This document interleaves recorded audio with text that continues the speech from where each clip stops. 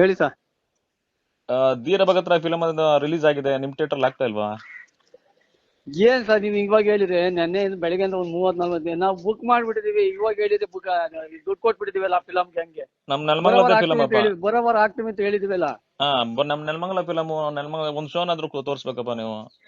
ಅಲ್ಲ ಸರ್, ನೀವು ನಾವ್ ಏಕಾಏಕಿ ಫಿಲಮ್ ದುಡ್ಡು ಕೊಟ್ಟು ತಂದ್ಬಿಟ್ಟವ್ರೆ, ನನ್ನ ತಮ್ಮ ತಂದ್ಬಿಟ್ಟವನೆ. ಇವಾಗ ಹಾಕಿ ಅಂದ್ರೆ ಹೆಂಗ್ ಹಾಕಕ್ಕಾಗ್ತದೆ? ಆ ದುಡ್ಡು ವಾಪಸ್ ಬರ್ತದ? ಹ್ಮ್ ಬರೋವರ ಆಗ್ತಿ ಬಿಡಿ, ಹೇಳಿದ್ವಲ್ಲ. ಬೆಳಿಗ್ಗೆ ಒಂದು 30-40 ಜನ ಮೇಲ್ ಮಾಡವ್ರೆ. ಸರಿ ಆಯ್ತು. ಈಗ ಎಷ್ಟು ಬರೋವರ ದಿನಕ್ಕೆ ಆಗ್ತಿ ಬಿಡಿ, 4 ಶೋ ಬರೋವರ ಮಾಡ್ತೀರಾ, ಆಗ್ತಿ. 3 ಶೋ ಮಾಡ್ತೀರಾ? ನೋಡೋಣ, ಕಲೆಕ್ಷನ್ ಹೆಂಗ್ ಬರ್ತದ ಹಂಗ್ ಮಾಡ್ತೀವಿ. ನೋಡೋಣ, 2 ಶೋ ಆಗ್ಲಿ 3 ಶೋ ಆಗ್ಲಿ. ಅಲ್ಲಲ್ಲ, ಈಗಿರೋ ಫಿಲಮ್ ಈಗ ಯಾವ್ದು ಪುಷ್ಪ 2 ಮಾಡ್ತಾ ಈಗಿರೋದ್ ಇದ್ರಲ್ವಾ? 4 ಶೋ. 4 ಶೋ, ಅದ್ರಾಗ ಒಂದು ಶೋ ಕೊಡಿ ಧೀರ ಭಗತ್ ರಾಯ್ ಹಾಕಿ. ಸರ್, ಇದು 3.5 ಗಂಟೆ ಫಿಲಮ್. ಹ್ಮ್ 3.5 ಗಂಟೆ ಫಿಲಮ್ ಆಗೋದಕ್ಕೆ ಏನು ಮಾಡಕ್ಕಾಗಲ್ಲ, ಹೆಂಗೂ ಆಗಲ್ಲ. ಅದು ಬೆಳಿಗ್ಗೆ 9 ಗಂಟೆ ಶುರುವಾದ್ರೆ ರಾತ್ರಿ 1 ಗಂಟೆ ತನಕ ಇರ್ತದೆ. 3 ಶೋಗೆನೆ 4 ಶೋಗೆನೆ. ಬರೋವರ ಆಗ್ತಿ ಬಿಡಿ, ಬರೋ ನೋಡಿ. ಅದ್ರಾಗ ಆಯ್ತು, ಒಂದ್ 2 ಶೋ ಮಾಡಿ, ಕಲೆಕ್ಷನ್ ನೋಡ್ಕೊಂಡು ಒಂದ್ 2 ಶೋ ಮಾಡಿ. ಅದೇನೋ ಕಲೆಕ್ಷನ್ ಕಮ್ಮಿ ಆಯ್ತು ಅಂದ್ರೆ ಇದನ್ನು ನಾನು ಧೀರ ಭಗತ್ ರಾಯ್ನ ಹಾಕ್ಬಿಡಿ ಒಂದ್ ಶೋಗೆ. ಇಲ್ಲ ಸರ್, ಬರೋವರ ಆಗ್ತಿ ಬಿಡಿ ಸರ್, ಎಷ್ಟ್ ಬೇಕೋ ಅಷ್ಟು ಆಗ್ತಿ ಬರೋವರ.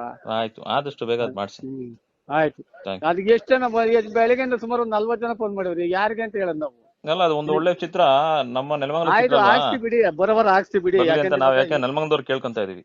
ಇವಾಗ ದುಡ್ಡು ಕೊಟ್ಬಿಟ್ಟಿದ್ರಿ ಸರ್, 20 ಲಕ್ಷ 25 ಲಕ್ಷ ತನಕ ದುಡ್ಡು ಕೊಟ್ಟು ತಂದ್ಬಿಟ್ಟವ್ರೆ. ಅದ್ರಾಗೆ ಎತ್ಬೇಕು. ಅದು ಇಲ್ಲ, ಮೊನ್ನೆ ಹೊಸ ಥಿಯೇಟರ್ ಹೊಸದಾಗಿ ಮಾಡಿರೋದು. ಬರೋವರ ಆಗ್ತೀನಿ ಬಿಡಿ, ಏನೇ ಹೇಳಿ. ಆಯ್ತು, ಆದಷ್ಟು ಬೇಗ ಮಾಡಿಸಿ. ಆಯ್ತು, ಥ್ಯಾಂಕ್ ಯು.